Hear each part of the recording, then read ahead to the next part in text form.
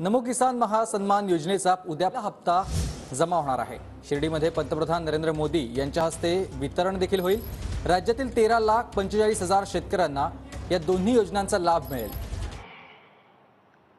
पहले किसानों की सूद कोई नहीं लेता था। हमने पीएम किसान सम्मान निधि इन मेरे शेतकरी भाई बहनों के लिए शुरू की। इसकी मदद से देश भर के करोड़ों छोटे किसानों को 2,60,000 करोड़ रुपए दिए गए हैं। यहां महाराष्ट्र के छोटे किसानों के बैंक खातों में भी सीधे 26,000 करोड़ रुपए ट्रांसफर हुए हैं। मुझे इस बात की खुशी है कि महाराष्ट्र सरकार ने नमो शेतकरी महासम्मान निधि योजना शुरू की है। इसके तहत महाराष्ट्र के शेतकरी परिवारों को 6,000 रुपये और अतिरिक्त दिए जाएंगे। यानी अब यहां के छोटे किसानों को सम्मान निधि के 12,000 रुपया मिलेंगे। मेरे परिवारजनों, किसानों के नाम पर वोट की राजनीति करने वालों ने आपको बूंद बूंद पानी के लिए तरसाया है।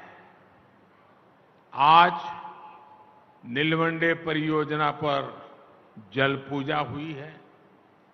इसको 1970 में स्वीकृति मिली थी। 1970 में सोचिए, ये परियोजना 5 दशक से लटकी हुई थी। जब हमारी सरकार आई तब इस पर तेजी से काम हुआ। अब लेफ्ट बैंक कैनाल से लोगों को पानी मिलना शुरू है और जल्द ही राइट बैंक कैनाल भी शुरू होने वाली है।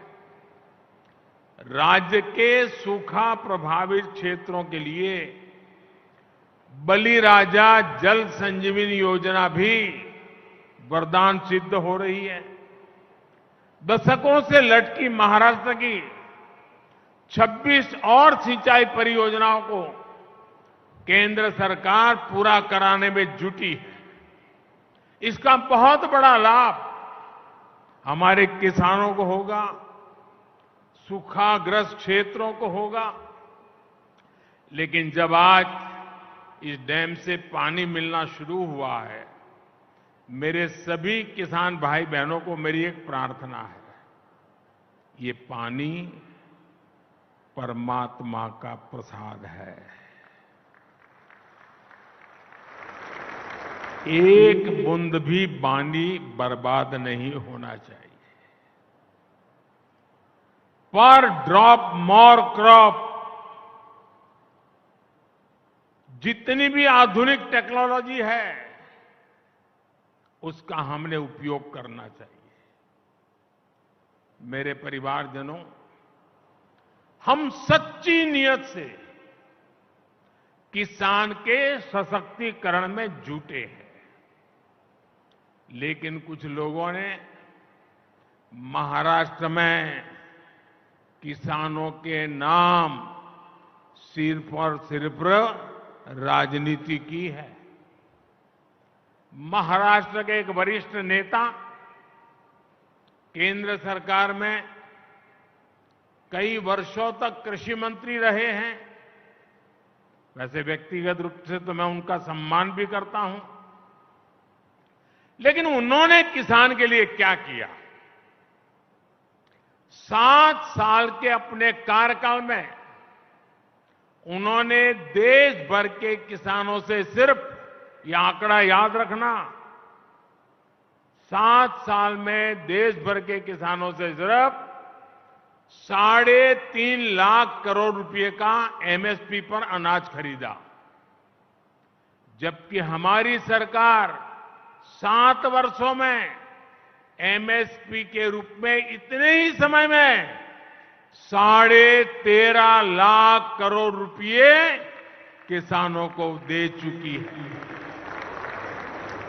2014 से पहले दलहन और तिलहन ये किसानों को सिर्फ 500-600 करोड़ रुपए की खरीद एमएसपी पर होती थी। 500-600 करोड़, जबकि हमारी सरकार 1,15,000 करोड़ रुपए से ज्यादा दलहन और तिलहन किसानों के बैंक खातों में दे चुकी है। जब वे कृषि मंत्री थे तब किसानों को अपने पैसे के लिए भी बिचौलियों के भरोसे रहना पड़ता था। महीनों महीनों तक किसानों को पेमेंट नहीं होती थी।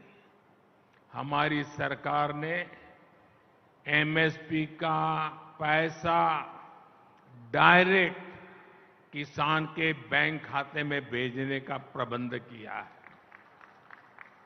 साथियों, हाल में रबी फसलों के लिए एमएसपी की घोषणा की गई है। चने के एमएसपी में 105 रुपये, गेहूं और कुसुम के एमएसपी में 150 रुपये की बढ़ोतरी की गई है। इससे महाराष्ट्र के हमारे शेतकारी साथियों को बहुत लाभ होगा। गन्ना किसानों के हितों का भी हम पूरा ध्यान रख रहे हैं। गन्ने का मूल्य 315 रुपये प्रति क्विंटल किया जा चुका है। बीते 9 साल में करीब 70,000 करोड़ रुपए का इथेनॉल खरीदा गया है। ये पैसा भी गन्ना किसानों तक पहुंचा है। गन्ना किसानों को समय पर भुगतान हो, इसके लिए चीनी मिलों, सहकारी समितियों के लिए हजारों करोड़ रुपए की मदद दी गई है। मेरे परिवारजनों, हमारी सरकार सहकारिता आंदोलन को सशक्त करने का काम भी कर रही है। देश भर में 2 लाख से अधिक सहकारी समितियां बनाई जा रही हैं। देश के किसानों को भंडारण की, कोल्ड स्टोरेज की अधिक सुविधाएं मिले, इसके लिए भी सहकारी समितियों को, पैक्स को मदद दी जा रही है। छोटे किसानों को एफपीओस यानी किसान उत्पादक संघों के माध्यम से संगठित किया जा रहा है। सरकार के प्रयास से अभी तक देश भर में 7,500 से अधिक एफपीओ भी बन चुके हैं। मेरे परिवारजनों, महाराष्ट्र अपार सामर्थ्य और अनगिनत संभावनाओं का केंद्र रहा है। जितना तेज महाराष्ट्र का विकास होगा, उतनी ही तेजी से भारत विकसित होगा। कुछ महीनों पहले मुझे मुंबई और शिरडी को कनेक्ट करने वाली वंदे भारत ट्रेन को हरी झंडी दिखाने का अवसर मिला था। महाराष्ट्र में रेलवे के विस्तार का ये सिलसिला लगातार जारी है। जलगांव से भुसावल के बीच तीसरी और चौथी रेल लाइन शुरू होने, मुंबई हावड़ा रेल रूट पर आवाजाही आसान होगी। इसी तरह सोलापुर से बोरगांव तक 4 लेन रोड के निर्माण से पूरे कोंकण क्षेत्र की कनेक्टिविटी बेहतर होगी। इससे उद्योगों को तो फायदा होगा ही, गन्ना, अंगूर और हल्दी किसानों को भी लाभ होगा।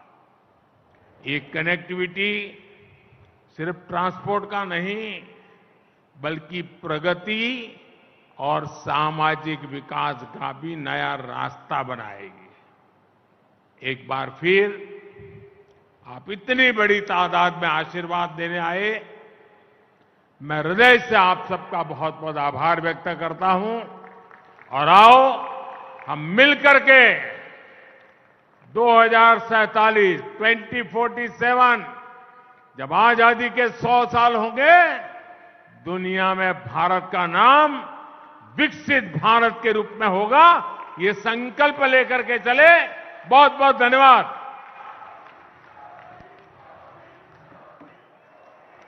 माननीय प्रधानमंत्री जी का संबोधन सौगात के रूप में हमारे साथ रहेगा।